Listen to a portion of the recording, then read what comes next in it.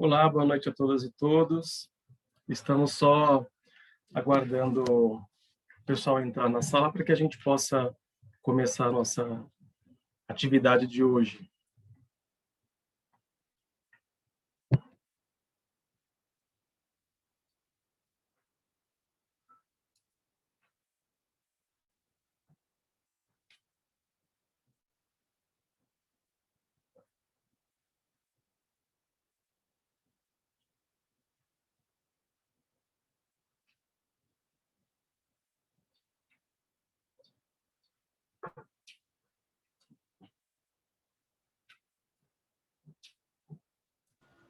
Oi, Gil. Eu não acredito que é essa pessoa que é a nossa convidada de hoje. Gil. Vocês se conhecem?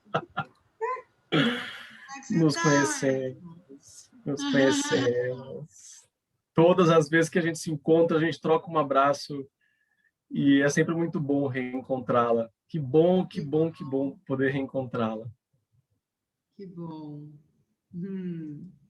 É sempre bom saber que a gente está do lado certo da trincheira. Olha, ultimamente é muito bom. Ainda mais. Né? Olha a Queca promovendo a reaproximação. Encontros e reencontros, né? É muito legal. Sabe que eu sempre penso, quando nós temos idades próximas, talvez, é um palpite. E é muito legal porque a impressão que dá é que essas atuações, cada um de nós está num lugar, é muito interessante porque dá mesmo a clareza, a ideia de que é como se fosse uma contribuição da nossa geração nesse momento da história, da vida, como aconteceram com outras pessoas que já estiveram. Bacana. Sim. E aí, gente, como é que vocês estão pensando? Vamos começar? Vamos sim. Podemos? Então, como já tinha colocado na última atividade, eu sou Wellington Pantaleão, participo da Clínica de Direitos Humanos do IDP. Na clínica somos duas professoras e um professor, a professora Luciana Garcia e Priscila Sodré, e eu compunhamos essa coordenação. A ideia da oficina nesse momento é trazer esse tema muito relevante, organizado em subtemas, proposto pela Queca, o projeto foi proposto por ela, e a ideia, né, todas as ideias relacionadas ao evento foram desenvolvidas, a gente conseguiu encaminhar pela clínica e estamos agora na segunda atividade dessa jornada. Então, quero agradecer mais uma vez a presença da Queca, da Juliana, por estarem aqui conosco, e de todos e todas que estão nos acompanhando. Eu sei que tem professores, juízes, juízas, promotoras, então penso que esse é uma troca de bastante importância, de alto nível. Então, já quero aproveitar e passar a palavra para a nossa coordenadora do projeto, Queca Banha. Boa noite a todas novamente, que bom a gente estar aqui. A gente já vai começando, as pessoas que forem chegando vão somando, mas a ideia é que a gente também não perca, né, muito tempo. Hoje é um tema muito importante, como vocês viram na ementa, né, a gente vai falar um pouco sobre a escuta especializada, a lei de 2017, também vamos dialogar um pouquinho sobre os tipos de violências sexuais contra crianças e adolescentes, e mulheres, e também meninos, né, em geral. Então, a gente fala um pouco dessas tipificações. E, para isso, hoje a gente tem uma convidada, que é a Gil, já agradecer de pronto. Como vocês viram na ementa, né, a convidada anterior era a Perla, que estaria hoje com a gente, mas ela está com Covid, né, então a gente preferiu deixar ela em resguardo, e a gente chamou a Gil, né, que é uma pessoa super importante, além de uma grande amiga. Ela coordenou o Centro Integrado 18 de Maio, aqui em Brasília, que é um centro, né, de escuta especializada de crianças e adolescentes que estão em situação de risco a violências sexuais. A Gil é psicóloga, hoje ela está na Sejus, também está trabalhando na frente aí no CDCA, que é o Conselho de Direitos de Crianças e Adolescentes do DF, né, pela Secretaria, Quem estava na aula passada lembra que a gente falou bastante do CDCA e do CMDCA, que é um conselho muito importante participativo, né, para estar legislando, né, sobre os direitos de crianças e adolescentes, né, fazendo controle de políticas públicas, serviços, do fundo também, né, que é onde sai a parte orçamentária para as políticas públicas que trabalham, né, que atuam na área de crianças e adolescentes. Então, a Gil aceitou aí de última hora, então agradecer imensamente, e já passo logo para ela, né, para ela iniciar essa conversa de hoje, esse diálogo. Como a gente fez na última, né, vez, a gente vai iniciar com a Gil, né, trazendo um pouco da experiência, do conhecimento que ela adquiriu. Depois a gente vai abrindo para as perguntas. Quem já tiver perguntas e já quiser colocando no chat ao longo da palestra dela, a gente não tem problema para não perder. Então, podem ir escrevendo, que ao final a gente vai estar conversando, tá bem? Uma hora ou outra eu vou dar um pitaco aqui também, né, porque é um assunto que eu também atuo já há muitos anos, a área, enfim, de estudo que eu dedico já, tanto graduação, pesquisa e no mestrado, essa parte de enfrentamento às violências sexuais, e é um assunto que, nesse momento da pandemia, inclusive, ele está muito em alta, como a gente falou também na última aula, as violências aumentaram muito, né? Então, as violências sexuais em âmbito doméstico e a exploração sexual é algo que está muito presente nesse momento de pandemia. Então, é muito importante que nós, trabalhadoras e pessoas que estudam, né, na ponta, precisam estar bem afinados sobre esse assunto para a gente compreender essa dinâmica, para a gente ver como a gente ainda está muito atrasado em serviços e, principalmente, como a gente comete revitimização, né, que são outras formas de violência na hora que deveria ser um momento de acolhida, um momento de cuidado, e que os próprios serviços que deveriam estar protegendo acabam violentando novamente por não saberem, né, trabalhar, por ignorarem esse momento, que é um momento muito importante, muito delicado, né, que é um momento de extrema sensibilidade, e como fazer.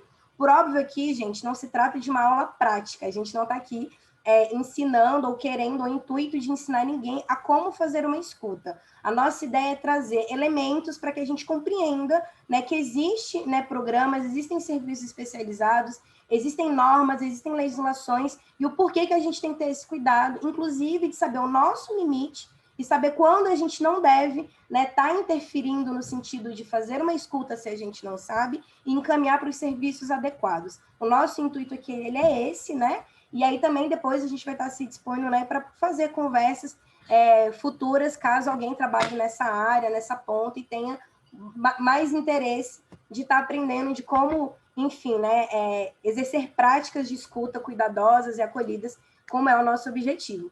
E aí, como eu falei anteriormente, a Gil, ela foi coordenadora do Centro Integrado 18 de Maio, né? Ela com certeza vai falar desse centro, eu não tenho dúvida. Então, assim, foi um centro muito importante nas nossas vidas, é algo que a gente há anos, né, batalhava para ter aqui no DF, então é um local de escuta para meninas e meninos vítimas de violência sexual, ou que foram expostas a risco, ou que não estão confirmados esses abusos, mas há algum indício que esteja em risco, e ela esteve à frente, né, enfim, dialogando com diversas políticas, diversos serviços do Distrito Federal inteiro, né, para que ele conseguisse se firmar enquanto uma política pública, enquanto, né, um serviço que, enfim, a gente ainda luta para que ele se mantenha, porque na troca de governo quase que ele foi extinto, então ele está sendo muito sucateado. Então é muito importante a gente falar desse programa, desse serviço, para que todo mundo tenha atenção e que a gente lute para que ele exista, né? Existem em outros lugares do Brasil, existem em outros países. Então, assim, é uma luta nossa, e a gente já faz esse convite para vocês conhecerem esse serviço e para que a gente sempre esteja atenção para que ele não seja desmantelado e ele não acabe, né? Muito pelo contrário, para que a gente tenha investimento e que ele seja, de fato, uma política pública de Estado. E aí, ao longo da conversa, vocês vão entender o porquê disso e, ao final, a gente volta a conversar. Então, vai que é tua, Gil! Bom, gente, primeiro, boa noite. Eu sou Giuliana Cores. Estou muito feliz de estar aqui com vocês hoje. Agradeço o convite e me sinto bem feliz de estar conseguindo fazer essa dobradinha com a Perla, né, até hoje, porque fomos quem pensamos o centro aqui em Brasília também, né, e construímos aí esse centro juntas. Então, com certeza, para mim, na ausência dela, para mim, é importante estar nesse lugar, né? Eu acho que a gente começa historicizando um pouco. A gente teve aqui a gente teve no Brasil, ao longo de um período, uma desvalorização dos serviços integrados, até porque a gente precisou, no momento do Estatuto da Criança e do Adolescente, a gente precisou sair desse lugar da instituição total, né? Sair desse lugar principalmente nos acolhimentos institucionais, sair desse lugar de instituição que tinha tudo dentro e reinserir, né, a criança e o adolescente na sua convivência familiar e comunitária. Então, inicialmente, a gente teve um processo muito de expandir, né, de colocar a criança e as famílias vítimas de qualquer violação de direito nas políticas públicas, né, concernentes à sua violação de direito. Isso, por algum momento, deu uma cegada na gente de que existem algumas pautas que a gente precisa de integração e as violências, e principalmente a violência sexual, é uma delas. Porque quando a gente escuta e reescuta, a gente não só viola um processo, né, protetivo, onde a criança fica exposta, ela começa a ficar confusa, ela começa a fazer dúvida do que ela mesma está falando, né? Existem, inclusive, vários cientistas que trazem a questão da reelaboração de memórias, né? Quando você conta e reconta uma história que mexe muito com o seu emocional, talvez você comece a conduzi-las para outros caminhos. Então, isso também estava atrapalhando nas próprias investigações. Então, num papel protetivo e também num papel, como eu digo, de responsabilização, o ideal seria uma só escuta para criança e para adolescente, né? Então, quando a gente resgata isso a gente está falando lá no judiciário, a gente está falando lá da justiça restaurativa, nos seus primórdios, onde foi começado a perceber isso, que as várias escutas estavam prejudicando muito a criança e prejudicando não só no nível protetivo, mas também das investigações, e aí isso foi deslanchando. Então, a gente está falando aí de um processo que começou mais ou menos em 2009, no começo do raciocínio aí da escuta integrada, e a gente vai ter um primeiro seminário, uma primeira conversa em 2013, onde participaram vários estados e participou também a Childhood Brasil, que é uma ONG, trouxe algumas experiências internacionais. Aí tinha a experiência do Canadá, a experiência da Inglaterra, algumas outras experiências internacionais para a gente, né, aqui do Brasil. E assim foi se digerindo, né, isso tudo, inclusive os tipos de violência, né, os tipos de violência sexual, desde a violência sexual com penetração, que é a que a gente mais conhece, né, até os sextings, os groomings, né, que são as violências na internet. Então, isso tudo foi num crescendo, sendo discutido. E aí a gente começou a ter possibilidades de intervenções cruzadas e se anunciou, frente também às experiências internacionais, se anunciou uma necessidade aqui no Brasil também desse lugar de integração das políticas públicas, tentando ligar a proteção da criança, né, uma escuta especializada, onde não tivesse indução, onde fosse houvesse todo um preparo para a escuta dessa criança, para não haver repetições e tal, e um lugar de proteção, onde tudo que fosse ouvido pudesse já ser levado para a justiça com o aval de um depoimento, né? Então, nessa construção, a gente teve primeiro o Centro de Porto Alegre, que foi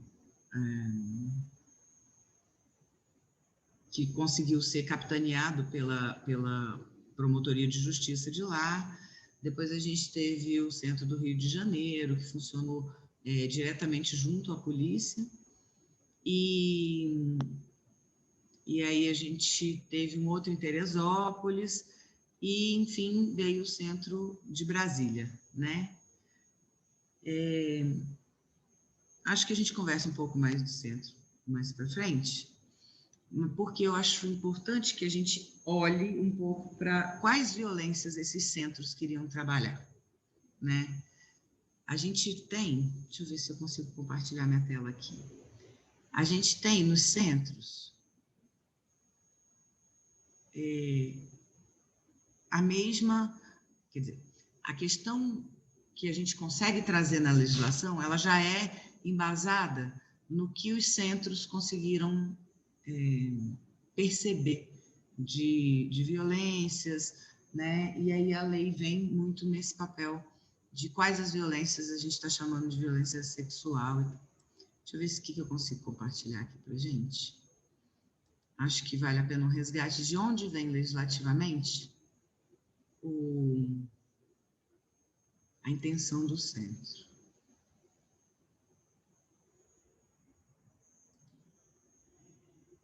Então, com base nos... Todo mundo vê o que eu estou projetando?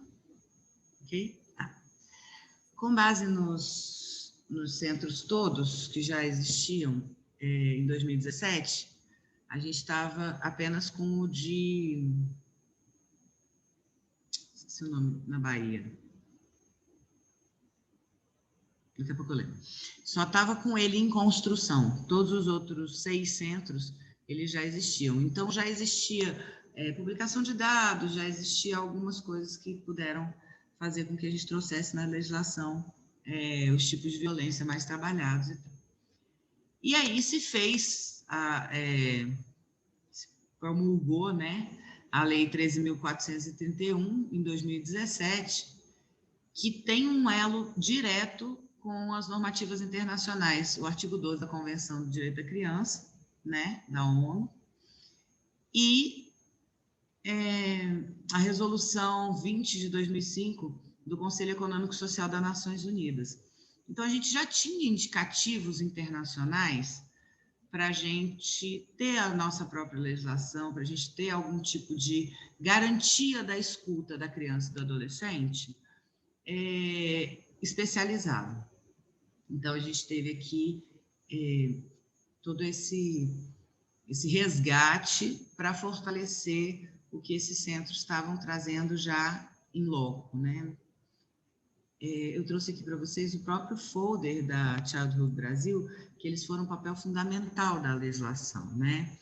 A gente conseguiu a discussão pelo CONANDA, pelo Conselho de Direito da Criança, Nacional de Direito da Criança e do Adolescente, junto com várias áreas especializadas em criança e adolescente do Ministério dos Direitos Humanos, à época. E aí, nessa conversa, a gente conseguiu também trazer todos esses elementos. Então, a 13.431, de 2017, ela vem para estabelecer o sistema de garantia de direito da criança e do adolescente vítima ou testemunha de violência. Ela altera o Estatuto da Criança e do Adolescente na ótica das vítimas ou testemunhas de violência, né? E ela vem numa perspectiva de trazer como direito fundamental essa escuta qualificada. E para os efeitos dessa lei, se traz a especificação das violências. Então, vamos lá. No artigo 4º, a violência física ela é entendida como ação infligida à criança ou adolescente que ofenda a sua integridade ou saúde corporal ou que lhe custe sofrimento físico. Então, punições como deixar sem comida, outras punições que não são o espancamento direto, eles também entram no rol da violência física. a violência psicológica, né, que eu acho que que é um âmbito que, se deixar, tem uma aula só sobre violência psicológica, de tantas nuances que a gente percebe de violência psicológica, né, mas as mais agravadas são ameaças, né, são, como eu digo isso, um nível persuasivo. E aí, na própria lei, a gente, como é uma coisa muito subjetiva, né, a violência psicológica, na própria lei a gente conseguiu trazer alguns elementos disso, né? Então, está posto como violência psicológica qualquer conduta de discriminação, depreciação ou desrespeito em relação à criança ou adolescente, mediante ameaça, constrangimento, humilhação, manipulação, isolamento, agressão verbal, xingamento, ridicularização, indiferença, exploração ou intimidação sistemática, né? O próprio bullying enquanto violência psicológica, e qualquer coisa que possa comprometer o seu desenvolvimento psicoemocional. O ato de alienação parental, que também é um outro ponto que, se a gente, né, se debruçar, tem uma outra aula específica só de alienação parental, mas o ato de alienação parental, assim, entendido como interferência na formação psicológica da criança ou do adolescente, promovida ou induzida por um dos genitores, pelos avós, ou por quem os tenha sob sua autoridade, guarda ou vigilância, que leve ao repúdio de algum dos genitores ou que cause prejuízo no estabelecimento do vínculo com eles. E, por último, enquanto violência psicológica, a própria lei traz qualquer conduta que exponha a criança ou adolescente, direta ou indiretamente, a crime violento contra membro de sua família ou de sua rede de apoio, independentemente do ambiente em que é cometido, particularmente quando isso a torna testemunhas. Então, aqui, nesse ponto de violência sexual, a gente está falando tanto da sedução quanto da ameaça por transtornar a vida ou a vida de um dos membros queridos, né, dessa criança, ao ponto dela ficar com essa violência guardada, né? Também na violência sexual, para não haver dúvida que tipo de violência a gente está tratando na legislação, também foi delimitado, né? A violência sexual entendida como qualquer conduta que constranja a criança ou adolescente a praticar ou presenciar conjunção carnal ou qualquer outro ato libidinoso, inclusive a exposição do corpo em foto ou vídeo por meio eletrônico ou não. Em que se compreenda abuso sexual, entendido como toda ação que se utiliza da criança ou do adolescente para fins sexuais, seja conjunção carnal ou outro ato libidinoso, realizado de modo presencial ou por meio eletrônico, para estimulação sexual do agente ou de terceiros. Aqui eu acho bem importante da gente ter clareza que nem sempre é para si mesmo, né? O abusador, por vezes, expõe o corpo da criança para um terceiro, para uma outra pessoa. A exploração sexual comercial, entendida como o uso da criança e do adolescente em atividade sexual em troca de remuneração ou qualquer outra forma de compensação. Inclusive, no norte, a gente teve algumas situações de condutas sexuais por comida, né, por PF, marmita, e assim por diante, que foi uma fase, infelizmente ainda acontece, mas foi uma fase bem pesada no norte, e aí é uma compensação, não necessariamente de alguma forma financeira, mas é entendido enquanto exploração sexual, né? Que é nessa coisa dessa troca, dessa compensação. De forma independente ou sob patrocínio, apoio ou incentivo de terceiro, seja de modo presencial ou de modo eletrônico. O tráfico de pessoas, entendido como recrutamento e o transporte, a transferência, o alojamento ou o acolhimento da criança ou do adolescente dentro do território nacional ou para estrangeiro, com o fim de exploração sexual mediante ameaça, uso de força ou outra forma de coação, rapto, fraude, engano, abuso de autoridade, aproveitamento de situação de vulnerabilidade ou entrega ou aceitação de pagamento entre os casos previstos na legislação. Então, a gente vai ter, nas violências sexuais, a gente pode ter abuso, exploração ou tráfico de pessoas. Voltando um pouquinho lá no abuso, a gente está aprofundando um pouco essas questões da internet, trazendo o sexting, que é essa mostra do corpo da criança ou do adolescente, né? Seja espontaneamente, né? Sedutoramente ou coercitivamente. E a gente está trazendo o grooming também, que é a criança ser seduzida ao ponto de encontrar o seu violador, né? De ter um encontro, é seduzida pela internet e ele é trazido para o encontro, ela, né, a criança ou adolescente, trazido para o encontro pessoal com o seu abusador. Continuando a legislação, a gente tem ainda a violência institucional, entendida como praticada por instituição pública ou conveniada, inclusive a própria revitimização da criança contando a violência sexual é uma violência institucional. Então, a gente precisa tomar bastante cuidado quando a gente escuta, suscita, conversa sobre a violência, para a gente não cometer uma violência institucional, nós, parte da rede, né? Para os efeitos dessa lei, a criança e adolescente serão ouvidos sobre a situação de violência por meio de escuta especializada ou depoimento especial.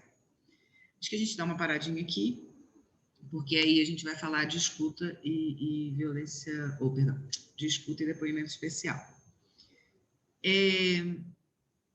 Enquanto violências, fica alguma dúvida? Eu não consigo ver as dúvidas de vocês, então eu preciso de intervenções aí, de quem consegue acessar o chat, porque expondo eu não consigo pôr. Acho que a gente abre para dúvidas depois, Keca, como é que tá isso? E depois? Isso, depois, pode continuar. Tá. Então, a gente vai ter aqui esse leque, esse rol de violências colocadas na legislação. O que eu estou entendendo, e vários de nós, né, quem estuda, quem está agindo, quem está interagindo com as violências, o que a gente está entendendo que marca todas elas? Uma verticalização da relação. A relação entre a criança e o abusador, ela é necessariamente verticalizada, seja por um poder socioeconômico, seja por um poder de ameaça, seja por um poder de sedução, mas é uma integração, uma interação verticalizada. Então, isso ajuda a gente a entender a violência com mais clareza. Principalmente na violência sexual de criança e adolescente, o que é a experimentação da criança e do adolescente na sua sexualidade, com o garotismo, né, com uma diferença de 1, 2 anos, o que é essa experimentação entre eles e o que é uma violência sexual real mesmo entre eles, né? E aí acaba que com a interação, né, com a gente conseguindo fechar todos os pontos cegos e tendo a entrevista com a criança, a gente começa a perceber que a violência ela é muito marcada pela verticalização da relação. Não é, mesmo entre as crianças, quando existe um abuso, não é horizontalizada, né? A relação não é de igual para igual. Não é uma criança que se sente igual à outra quando é uma violência, sim inferior, né? E sim o outro tem algum tipo de poder. Então, a gente tem trazido isso, e isso acaba facilitando a gente a entender um pouco mais essas relações de violência, tanto física, quanto sexual, quanto, enfim. E ainda, na violência institucional, a gente tem a questão da negligência institucional enquanto violência institucional também, né? Dentro de unidade de acolhimento, por exemplo, você percebe que o despreparo deixa com que os locais de acolhimento institucional, às vezes, fiquem meio cegos a algumas violências, né? Físicas também, sexuais, enfim. Então, acho que, enquanto delimitação das violências, a gente conseguiu abarcar bastante aqui na legislação. E aí, essa legislação, ela traz uma diferenciação muito grande entre que nos centros integrados a gente conseguiu romper a diferenciação e colar numa mesma escuta de criança e adolescente, mas a legislação traz, né?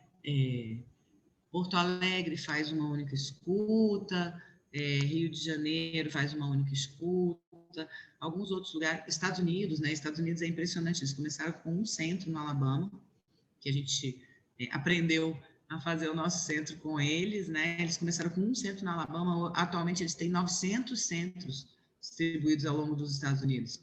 Então, assim, para eles foi muito...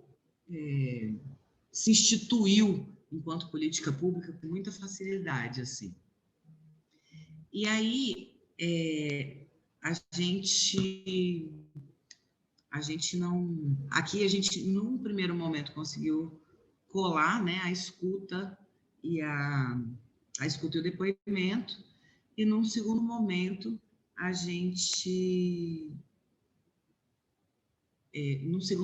gente conseguiu executar, junto à legislação, essa questão da escuta e do depoimento, né? O que é a diferença da escuta e do depoimento? A escuta, ela vai vir muito no que é o relato da criança por ela mesma. Onde são os centros de maior, os polos, né? Não vou chamar de centro para não confundir com centros, né? Nos centros integrados. Mas, assim, onde são os locais de maior fala da criança sobre violência, principalmente violência sexual, são as escolas. Então, assim, os professores, uma das coisas que para a gente é primordial é que a gente converse e dialogue muito com os professores da rede para não revitimizar, para a gente não entrar nessa violência institucional. Por quê? Porque a criança vem num afã de contar a história. E a escuta especializada, ela vem num processo de treinar essa escuta até onde a criança veio te contar. Acolher até onde a criança veio te contar. Escutar e trazer os elementos só do que ela... né? Não é um depoimento. A rede não precisa checar se é verdade naquele momento. Naquele momento é um lugar de acolhimento, é uma fala de acolhimento. E aí, quando eu chamo de rede, eu trago todos os atores, né? Trago os conselheiros tutelares, trago a escola, né? A rede toda de ensino, né? Seja no momento formal ou no momento de outros momentos dentro da escola, intervalo e assim por diante. Nos equipamentos de saúde também acontece da menina chegar muito machucada, e aí o médico, enfim, né, o participante lá, o operador da saúde, vira e tenta questionar, né, o que aconteceu e tal, e isso começa a esmorecer um pouco esse lugar da escuta e começa a revitimizar um bocado, né? Que mais que a gente... A própria delegacia de polícia é um equipamento também da rede de proteção importantíssimo, onde a gente hoje tem os depoimentos e que a gente vai estar conseguindo unificar isso tudo nos equipamentos de justiça, para você ter só um depoimento e não dois, né? Então, a gente tem todos esses... Imagina, antigamente, a gente fez um levantamento, tem um estudo da Viviane... Esqueci o sobrenome dela. Viviane Barros, eu acho. Que é da Vara da Infância e da Juventude. Ela tem um estudo de que as crianças do DF, que é um lugar que a gente tem muito cuidado, foi o estudo que embasou o Centro 18 de Maio, né? Que as crianças eram ouvidas cerca de 8 vezes sobre a violência. Para conseguir uma intervenção qualquer, ela era escutada cerca de 8 vezes, né? Escutava na escola, aí checava se era verdade, aí escutava no Conselho Tutelar, aí o Conselho Tutelar também tentava checar se era verdade, aí escutava na saúde, porque o farmacêutico queria saber que tipo de coisa da profilaxia ia fazer, escutava, enfim, né? Eram cerca de 8 vezes. Então, isso inspirou muito a gente nessa coisa de necessário um centro especializado para parar com essas escutas picadas. E aí a lei traz o depoimento, a escuta especializada, que é essa escuta do que a criança traz e o que você consegue de acolhimento da criança. E aí o especializado, ele vem no sentido de trazer elementos sem interrogar, sem questionar, trazer elementos na própria fala da criança, né? Suscitar que ela fale sem ser com perguntas, suscitar que ela fale com o próprio arcabouço do que ela já trouxe, né? E o próprio depoimento que vem numa nuance de responsabilização. Então, você tem a escuta especializada numa nuance de proteção, onde você vai ter também um estudo psicossocial, alguma coisa que vai trazer essa criança para um lugar de proteção, para um lugar longe do seu provável agressor, né, do seu relatado agressor, no lugar onde a família não acabe expondo essa criança novamente ao seu agressor e assim por diante. Então, a escuta protegida, a escuta protetiva, ela vem nessa nuance de trazer a criança para fora da situação de risco. Já o depoimento, ele vem num papel de responsabilização dos atores, né? Então, o depoimento vai ser importante saber que blusa que estava, vai ser importante saber onde foi, vai ser importante, né, alguns dados e quantas vezes foi. Até porque isso, para a responsabilização, faz muita diferença, né?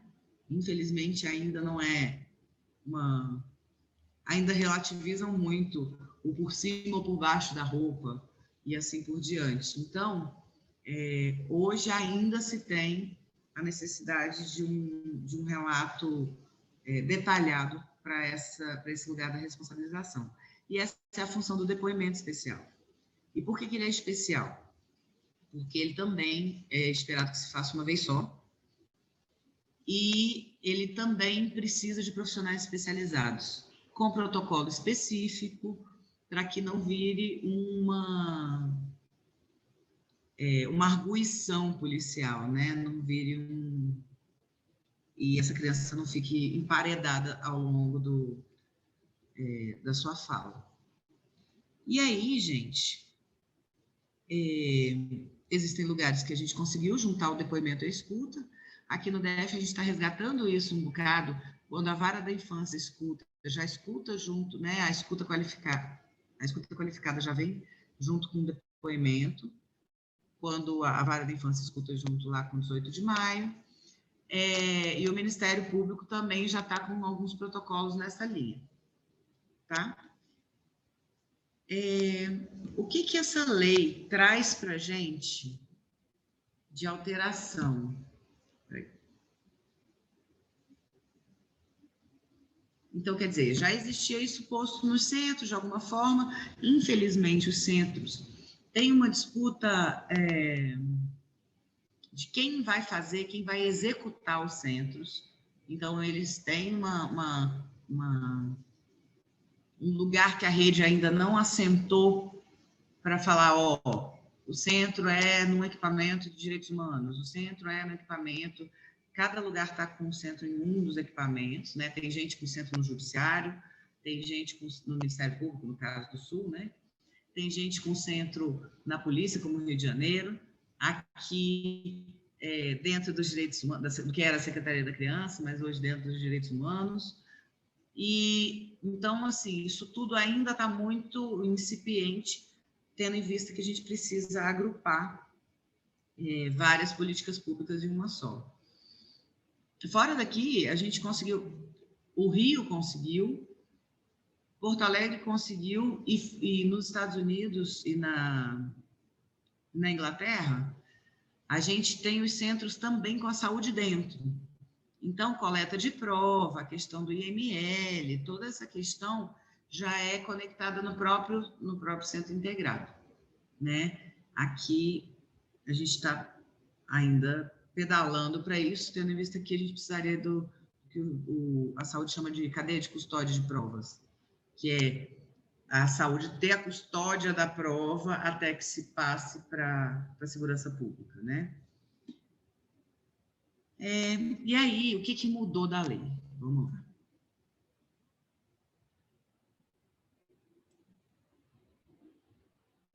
Acho que daqui a gente já falou tudo.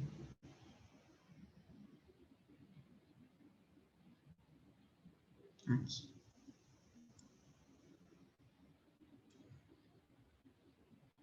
A gente elencou 10 principais contribuições da lei para o enfrentamento da violência contra crianças e adolescentes, né? Essa lei caracterizou, finalmente, né, porque essas violências elas eram um pouco etéreas, principalmente no âmbito jurídico, né? A gente tinha juízes que diziam que por cima da roupa não era violência sexual, a gente tinha promotores que diziam que violência psicológica não era para entrar enquanto lugar, né, de análise do judiciário e assim por diante. Hoje a gente tem juízes que são completamente especializados nessa lei já e que carregaram essa bandeira. O doutor Daltoé, no Sul, carregou essa bandeira, assim, foi primordial, inclusive, para a lei ser promulgada, né? Então, hoje a gente tem essa bandeira muito levantada, tanto no Judiciário quanto no Ministério Público, e grandes parceiros. Aqui no DF, a gente tem a doutora Luísa de Marilac, a doutora Leslie, e né, as promotoras da infância, muito vinculadas a essa legislação, e defensoras dessa legislação desde antes dela também estar. A gente conseguiu lançar essa lei com um seminário internacional. Então, foi muito bom para o DF também, em termos de fortalecimento, porque a gente teve o pessoal da Suécia, a gente teve, né, várias intervenções, inclusive internacionais, ao longo do lançamento da lei, né, da sua publicação. E, junto com esse seminário internacional, a gente conseguiu fortalecer bastante a lei para outros atores, né? Então, a primeira contribuição é que caracterizada a modalidade de violência, são caracterizadas as modalidades de violência. A segunda é que inova um instrumento de proteção, né, estabelecendo os direitos e garantias específicos. E que tipo de intervenção fazer nos casos de violência, né? A lei chega nesse lugar.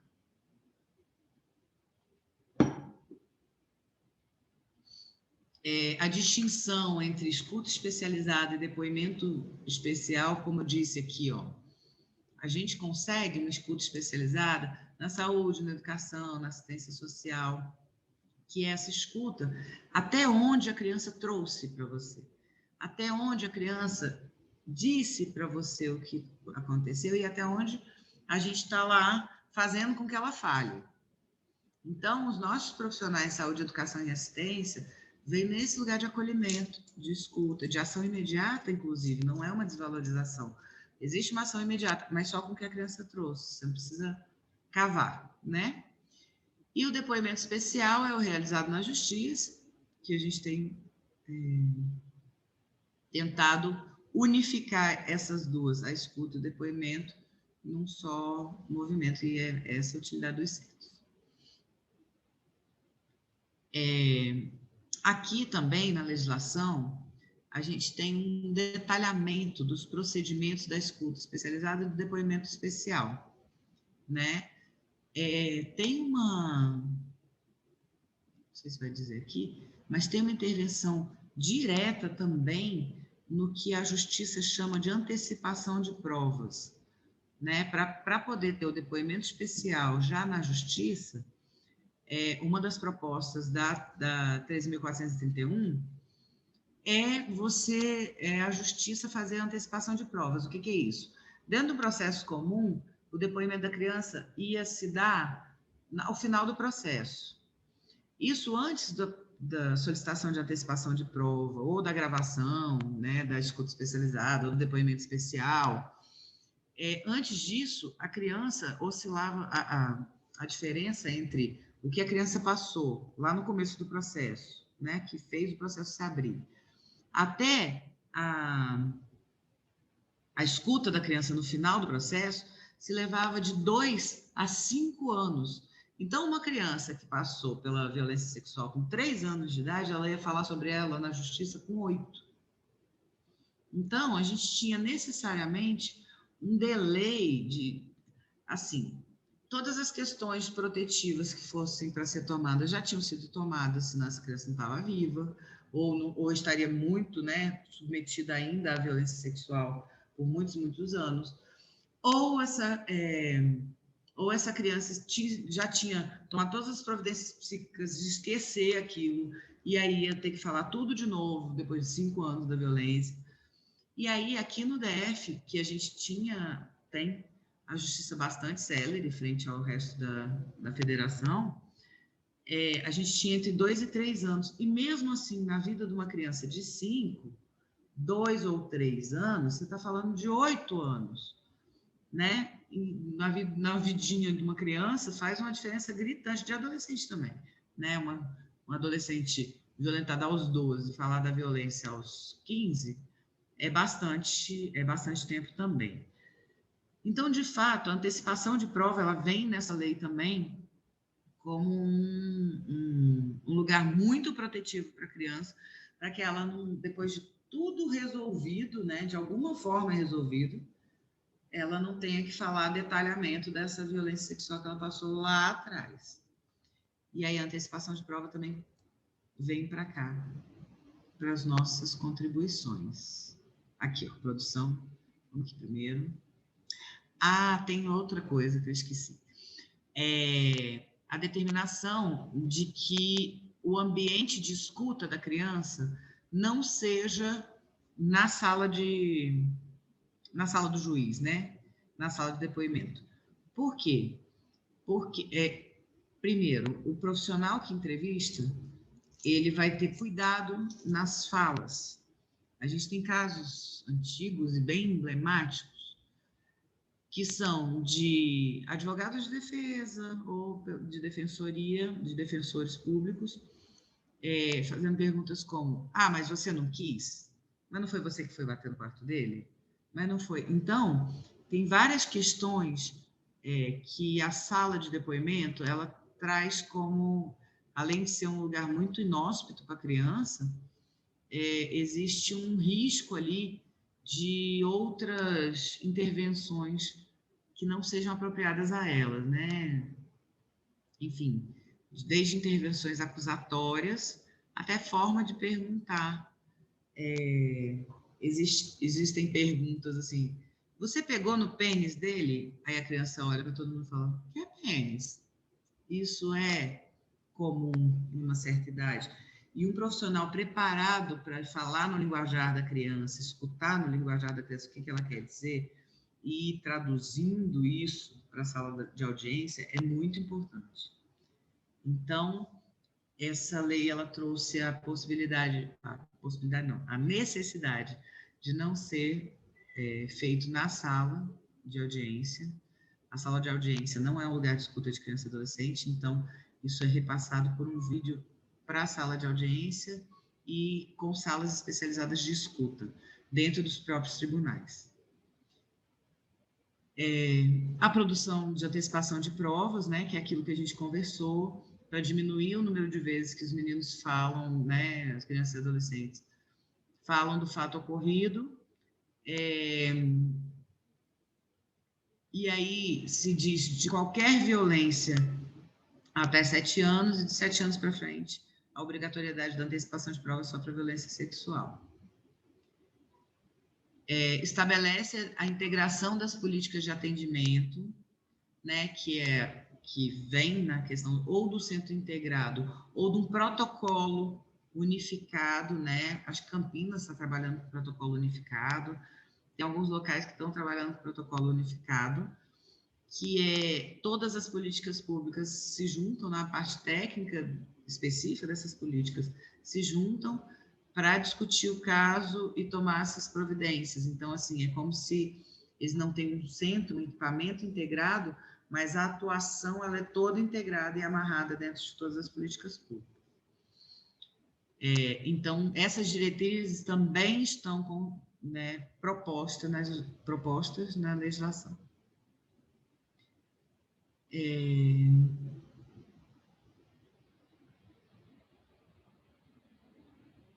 Sim, e o psicossocial, esse 8º aqui, é o que a gente chama de estudo psicossocial.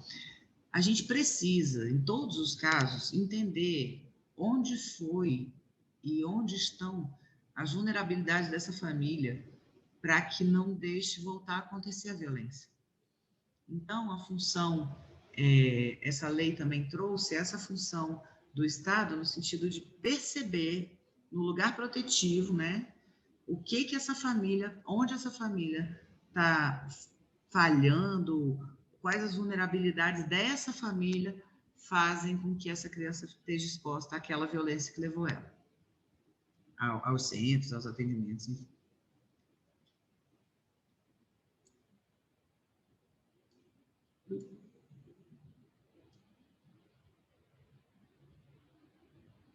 A lei traz ainda não digo isso, a propensão, né, a criar órgãos especializados no atendimento de crianças e adolescentes, como delegacia específica, vara específica, né, vara especializada. E o 2013 teve essa diretriz do Comitê de Direito da Criança e do Adolescente das Nações Unidas, e a gente tem ainda poucos equipamentos especializados no Brasil para criança e adolescente, né? Aqui em Brasília a gente tem a Delegacia de Proteção de Criança e Adolescente, a nossa vara da Infância e da Juventude, a gente tem os equipamentos bem voltados para criança e adolescente. Mas isso são poucos no Brasilzão. E aí, deixa eu puxar mais para cá, que senão eu não vejo. O outro ponto que a gente ficou até espantado de precisar reafirmar na época é a questão do segredo de justiça. Os casos de criança e adolescentes precisam estar em segredo de justiça. E aí essa lei deu uma sanção, deu uma pena de reclusão de 1 a 4 anos para quem violar o sigilo do depoimento especial. O que estava acontecendo? Por vezes, alguns atores da própria rede traziam parte do depoimento especial como parte de guarda, separação e tal, mas o depoimento na íntegra, sabe? A exposição dessa criança na íntegra. Era por mal? Não, era para tentar subsidiar, mas de qualquer forma, a gente precisa de um segredo de justiça onde a gente consiga a comunicação entre quem está cuidando das violências e quem está cuidando da guarda dessa criança. Precisa existir a comunicação entre esses entes sem necessariamente violar e expor essa criança, tá?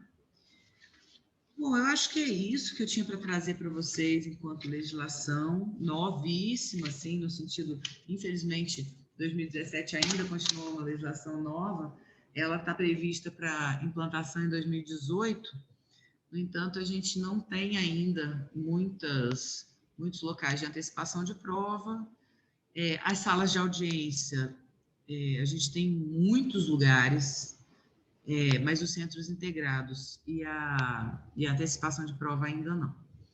Então, a gente está aí desde 2018 tentando implementar essa legislação.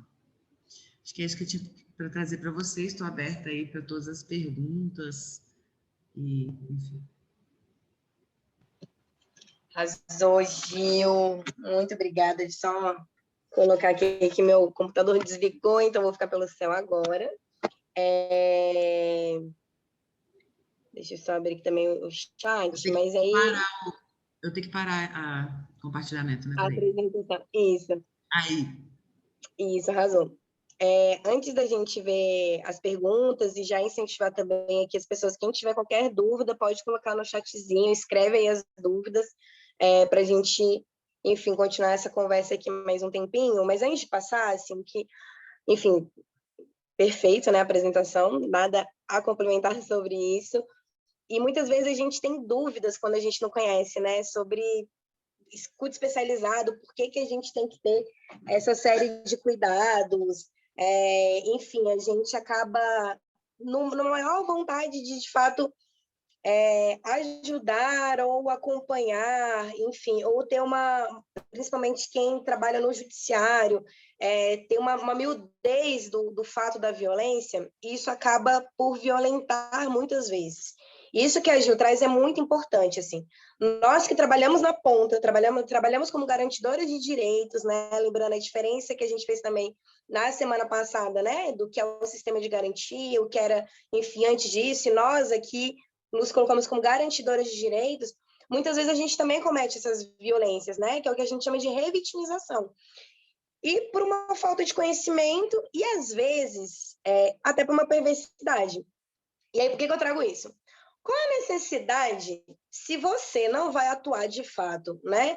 No sentido do acompanhamento dessa criança, desse adolescente vítima de violência, ou pode ser uma mulher, no caso, se você trabalha, né, enfim, focado com adultos. Se você não vai trabalhar no acompanhamento, por que você precisa ter detalhes? Né? Assim, o que você vai fazer depois que você adquirir todo esse conhecimento sobre essa violência? Como você vai dar evasão para isso? Porque a gente tem que ter o entendimento de que quando a gente pergunta, quando a gente faz questões, né, para uma pessoa vítima de violência, isso vem à tona. E como que você vai dar evasão para tudo isso? Né? Assim, você, por acaso, enfim, né, já está ligado de quais serviços você vai acionar, você, de fato, tem um conhecimento técnico, né, especializado para estar fazendo essa oitiva, porque senão a gente comete violência. E aí, nem o Conselho Tutelar, e aí desse local que eu trabalho, né, nos últimos 6 anos, nem o Conselho Tutelar sabe fazer essa escuta. E aí eu falei bastante, vocês lembram, né, dos limites, dos desafios que a gente está tendo no Conselho Tutelar nos últimos anos, porque a gente revitimiza.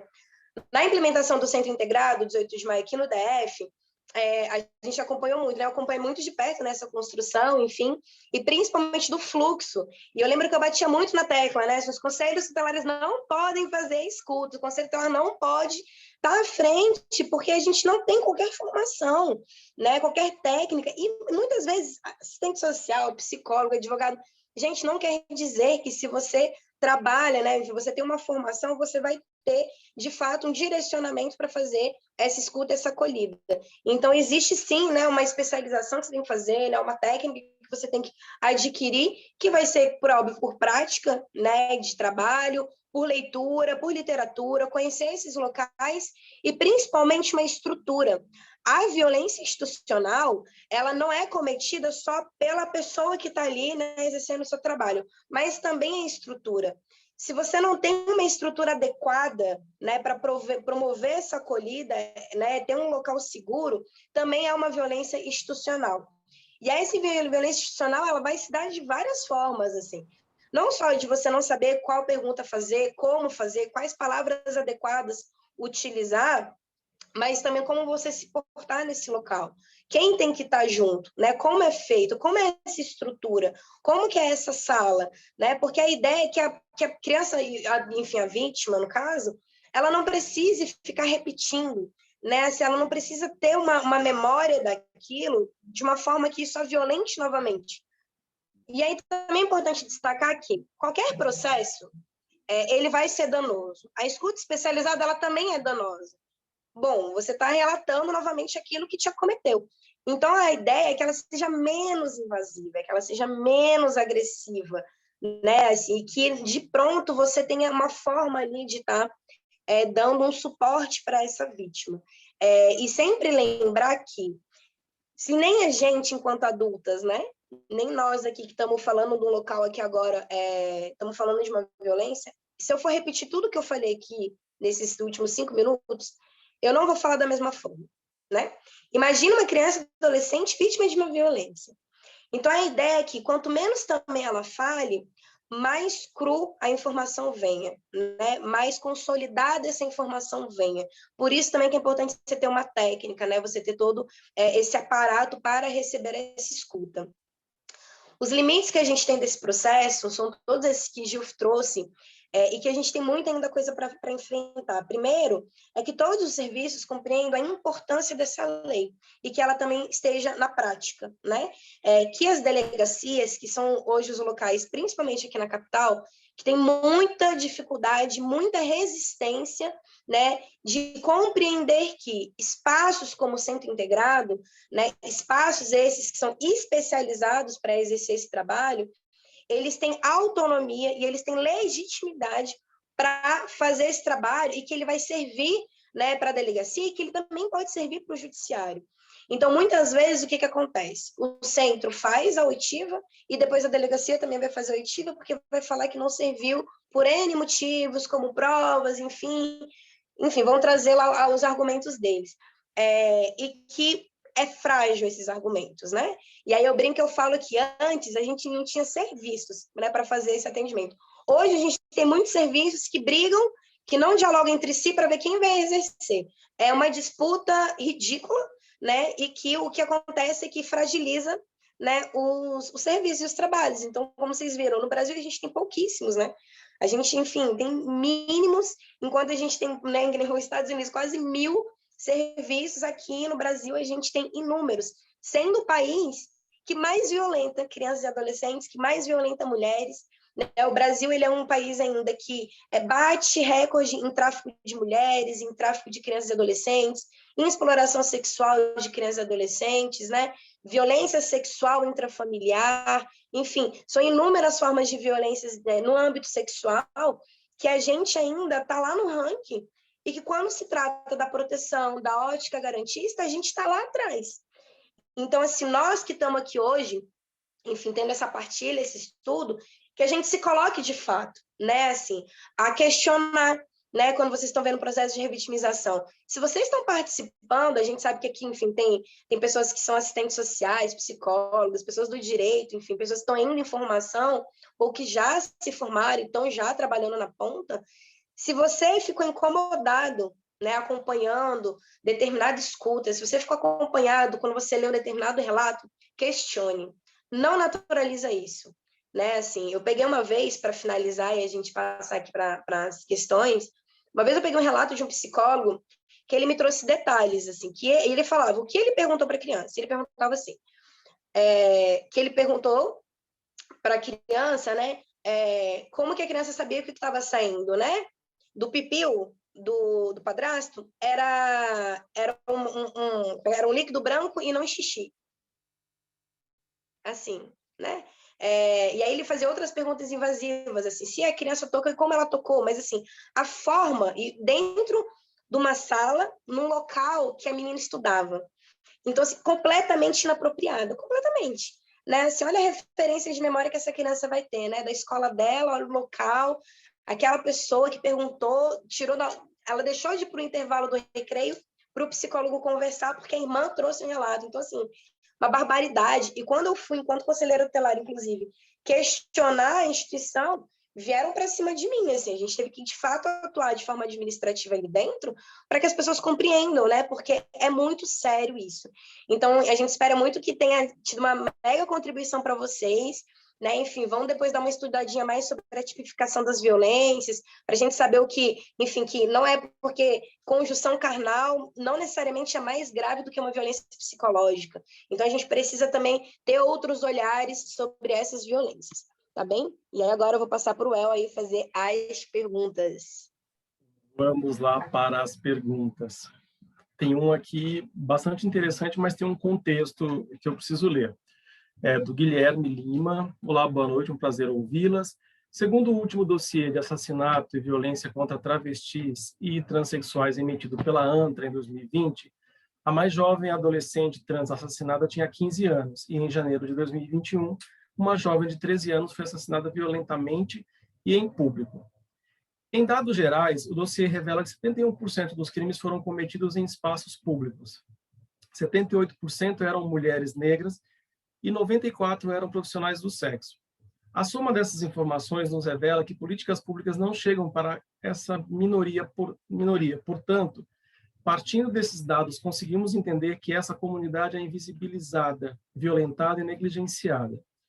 Por qual razão políticas públicas não acessam a esses corpos? E como reduzir esses casos, claro, mantendo o respeito à identidade de gênero desses adolescentes? Acho que ele traz uma outra temática, mas bastante importante também. Responde uma por uma, melhor, né? Pode ser. Eu vou trazer uma questão bem técnica, assim, que a gente, nos centros, a gente discutiu muito isso. Espero que nessa minha ausência tenha, né, com a minha saída, tenha continuado discutindo. A gente discutiu muito não só o público LGBTQ+, como um todo, mas a gente discutiu também população em situação de rua e outras populações invisibilizadas dentro sendo atendida pelo serviço, né? E aí a gente percebe que a criança e o adolescente que conseguem ir para fazer a denúncia do abuso, da violência sexual, ainda é a criança e o adolescente que está com um nível de proteção alto, que está com um nível... Tem alguém por ela que acessa essa política pública, né? Foram poucos os casos em que a própria adolescente foi com suas perninhas lá no 18 de maio, quando você vai ver no Brasil como um todo, também foram muitos poucos casos. Então, essa política ela ainda está muito restrita, infelizmente, a criança e ao adolescente que tem um nível de cuidado, alguém que foi lá, pode ser um tio, uma avó, não necessariamente a mãe, normalmente a mãe, mas não necessariamente a mãe, mas de fato ela já tem um nível de proteção. E nesse sentido, as crianças, as adolescentes trans e travesti estão muito mais vulneráveis mesmo, né? Não tem quem leve por elas, não tem quem olhe, e se elas não tiverem essa atitude da ida, do acesso, e também essa atitude da ida do acesso, para elas é super difícil, porque bate com a cara na porta, vários agentes públicos não querem atender, e assim por diante. Enfim, é bem complicado, e eu acho que a gente ainda está galgando muito para conseguir uma política pública acessível a todos, né? A todes. Acho que é muito, muito importante que a gente pense isso sempre, né? A gente está fazendo uma política pública acessível e eu vejo que os locais de cuidado de violência sexual ainda não conseguem acessar, né, todo mundo. Essa pergunta ela é maravilhosa, né? Não pelo conteúdo dela, por óbvio, mas pela questão em si. Quando a gente fala de política pública e quando a gente vai falar de violência institucional, que é isso que a gente estava falando anteriormente, a gente cai num debate que a gente hoje tem que discutir sobre acesso, né? Acesso, ela já é uma violência institucional por si, quando se trata de Brasil, né? E aí, como a gente falou também na última aula, a gente sempre tem que trazer, né, de que país é esse que a gente está falando, né? Um país, como a gente falou anteriormente, né, que teve mais de 300 anos de escravidão, um país que mais mata seus transexuais, mulheres trans, né? Um país que é o quinto que mais mata mulher. E o que a gente faz com todos esses dados, né? Assim, eu já acho um saco a gente, né, enfim, ficar assim, olha, a cada 23 minutos o jovem negro é assassinado. O Brasil, como eu falei anteriormente, é o que mais mata mulher trans. Tá, mas e daí? Quando a gente produz esses dados, e esses dados que a ANTRA produz, e a ANTRA é a Associação, né, Nacional de Transsexuais e Travestis, que é hoje a organização que mais produz dados sobre pessoas transexuais. Porque o nosso país, ele não produz dados oficiais sobre pessoas trans. Sobre escolaridade, sobre mortes, sobre empregabilidade, nada disso, né? Porque ele nega a existência dessas pessoas. E a ANTRA, quando ela produz esses dados, ela está nos chamando a atenção para que a gente produza políticas públicas que atendam a essas demandas. Porque não dá para a gente também fingir que a gente mora, né, que todo mundo vive dando uma bolha. Opa, eu entendo que hoje, né, enquanto Estado, né, o Executivo, eu vou criar tal política pública. Mas existe essa demanda? Um exemplo claro, né, é quando a gente fala, por exemplo, por que morrem mais mulheres negras, né, e menos mulheres brancas? A Lei Maria da Penha, de fato, ela consegue compreender essa diversidade? Eu tenho, de fato, delegacias especializadas naquele território que mais tem violências? Então, isso é muito importante. Então, essa tua pergunta, a resposta dela é: num país que mais mata pessoas transexuais, como será a acolhida dessas pessoas no serviço?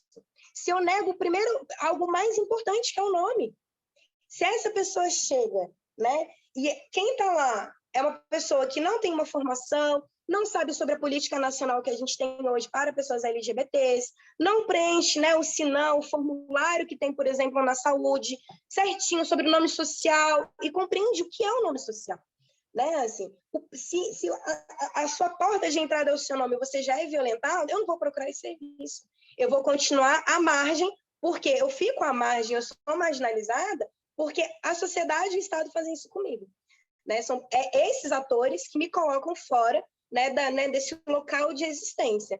Então, a violência institucional, ela tem que ser barrada e enfrentada pelo acesso. Né? Assim, é eu compreender que essa pessoa, na hora que ela chega no serviço, ela tem que ser bem atendida, independente. Né? Então, assim, a gente critica, porra, mas o escriturário lá, o escrivão lá da delegacia, fica super violentando aquela mulher, né? Aquela mulher cis, perguntando onde você estava usando que roupa e tal. E qual é a diferença para uma pessoa que chama, né, uma mulher transexual que quer ser chamada de Joana, chama ela de Pedro? Isso é uma violência institucional muito grave. E a gente afasta essas pessoas. Então, assim, a resposta é muito por isso, sabe? Que se a gente não compreende, né, o acesso como algo fundamental para que a gente compreenda, né, as pessoas, para que essas pessoas que são mais violentadas, né, a gente consiga trabalhar na ótica da promoção dessas existências, sempre vão ser esses números a mais. E aí, de uma violência invisibilizada, que é você ser trans, a gente vai formando uma somatória de violências invisibilizadas, que é você é trans, você é negra, como colocou, você é profissional do sexo, né? Ou você é criança e adolescente. E aí imagina, uma criança que é trans, né? Que é negra, uma criança que é trans e é periférica. E nesse caso mais grave, para a gente passar para outra pergunta, essa adolescente trans que foi assassinada, ela foi assassinada por um adolescente de 16 anos. A gente tem múltiplas violências na área da infância e adolescência, né? Assim, se a gente perpassa processos de ódio, discurso de ódio, um adolescente vai matar o outro. Ninguém nasce matando ninguém. Isso é construído, isso é estrutural na nossa sociedade.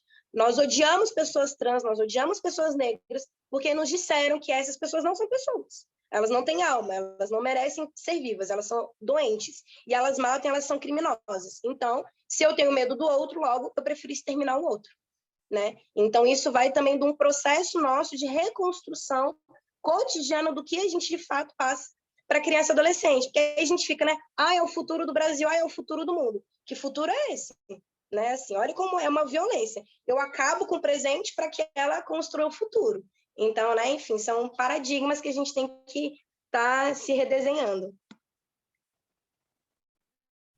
Temos aqui uma pergunta da Glenda Vieira. Ela disse o seguinte: poderiam dar exemplos de como fazer uma pergunta do modo correto e comparar essa forma com uma que seja inapropriada?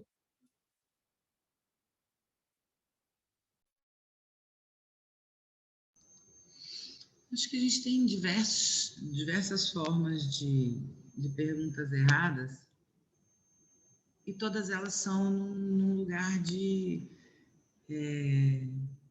investigar, né? De olhar o que será que aconteceu mesmo? O que será que aconteceu? Eu acho que a gente tem muito mais um sentimento por trás da pergunta do que as perguntas em si, né? O sentimento de... Eu dizia isso muito na formação da equipe do 18 de maio. O sentimento que você tem quando você faz essa pergunta é que essa pergunta é para você escutar o que ela está dizendo, ou é para ela dizer sobre, se sentir à vontade, se sentir acolhida, né? É para quem que está a pergunta? Então, eu venho muito porque, de fato, são várias. né? São várias perguntas. Olha, uma pergunta que é tão comum e é muito comum nos colegas nossos, de o que você fez para ele ficar com raiva de você? Quantas vezes a gente já não ouviu essa pergunta na vida? O que você fez para ele ficar com raiva de você? A gente está revitimizando a vítima nessa frase, né? De fato, ele fez uma violência, ele, ela, enfim, né? Uma pessoa fez uma violência com a outra. Se você pergunta por que para essa pessoa, você vai ter exatamente essa vítima falando: ai, eu que fiz, né? Eu que fiz ele fazer a violência comigo. Então, assim, o que seria a forma certa de perguntar? O que aconteceu? O que aconteceu? Você quer uma pergunta mais concreta, real, e que é para o outro até se situar quando está meio atordoado? O que aconteceu? A pessoa chega, se junta, entende? Para conseguir te contar. E outra coisa que falo muito, é o seu papel saber o que aconteceu? Saber exatamente o que aconteceu. Será que o seu papel não é ouvir e falar, foi difícil, tá ruim, o que você quer fazer sobre isso?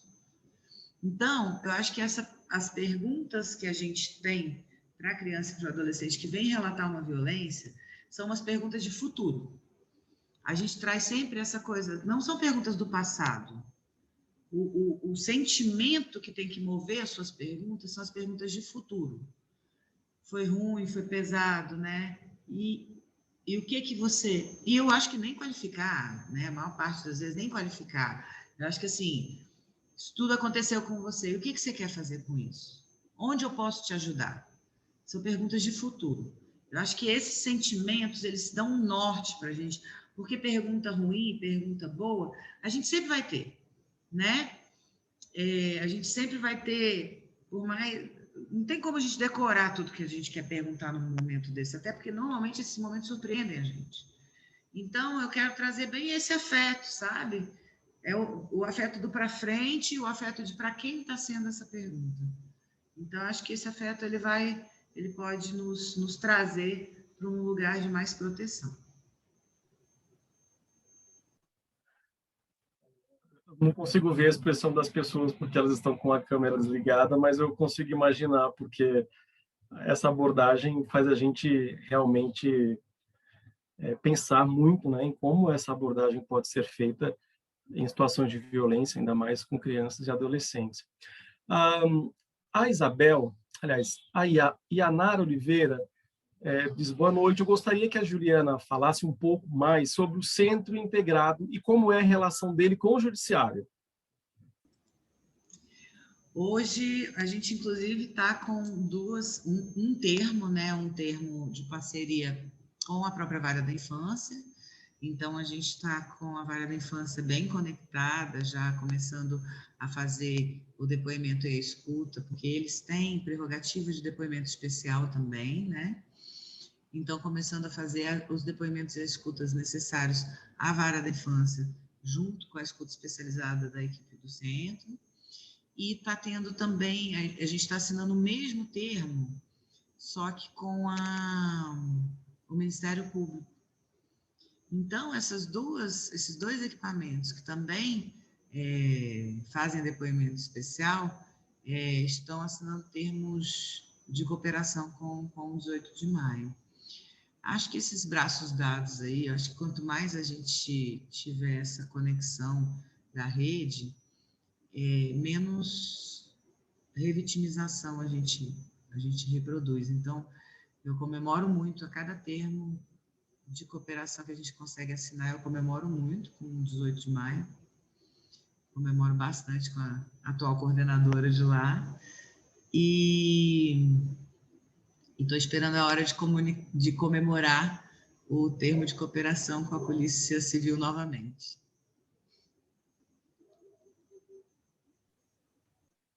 Concluímos as perguntas, podemos encaminhar para o final. Gente, assim, coisas que são muito importantes, assim,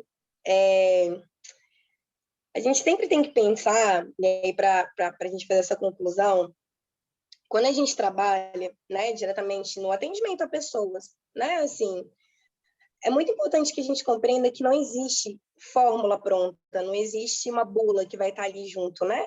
Porque as nossas vidas, elas são dinâmicas. Eu posso ter duas crianças com 10 anos de idade, que as duas foram violentadas pelo pai.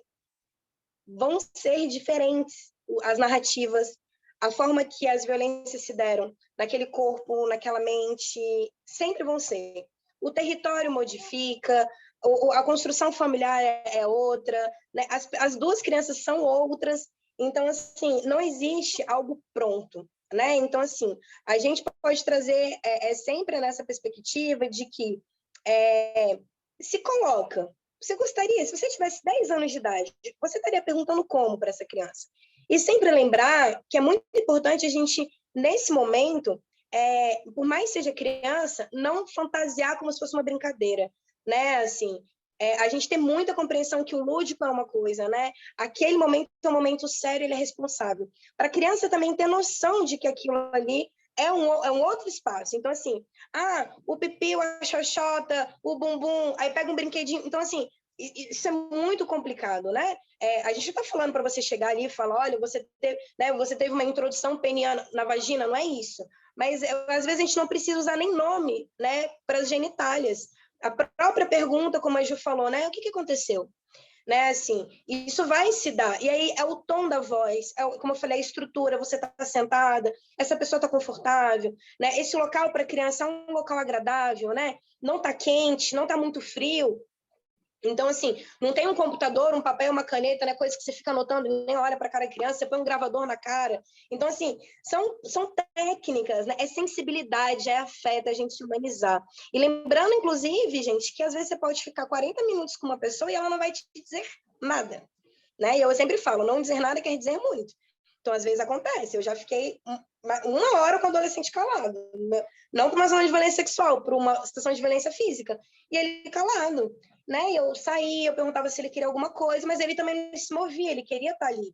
Então, como a gente também faz a leitura corporal, né? Assim, é muito importante, o momento de saber parar, né? Não se colocar, né? Também, a pessoa está ali te relatando, né? Violência, e de repente você começa a falar de você. Então, assim, e acontece isso, inclusive, com adolescentes, né? A pessoa quer passar um momento de fortaleza ali para o adolescente e fala, olha, mas eu passei por isso. Né? Ou então, meu filho passou por isso. Olha, você nesse momento não importa.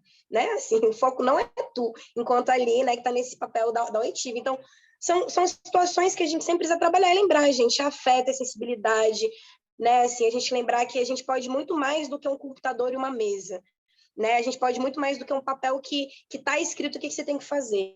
Então, não precisam ter perguntas numeradas de 1 a 10. É a gente lembrar do bom senso, né? Se a gente lembrar do cuidado, e quando a gente fala de crianças e adolescentes, lembrar que são pessoas em desenvolvimento, que estão tendo conhecimento do mundo, né? Assim, estão tendo descobertas, têm desejos também, têm prazeres também, né? E hoje é muito difícil a gente conseguir proteger esse local, né? Essas pessoas, porque lembra como a gente falou na aula passada também, a gente ainda não compreende de fato que são seres humanos, né? Que têm opiniões, que sabem sobre coisas, estão construindo suas personalidades. Se a gente consegue ter esse olhar para criança e adolescente, vocês vão ver que tudo fica mais fluido, né? Assim, as coisas vão acontecendo, tá bem? Então, agradecendo mais uma vez pela Gil, a presença delas, enfim, é incrível.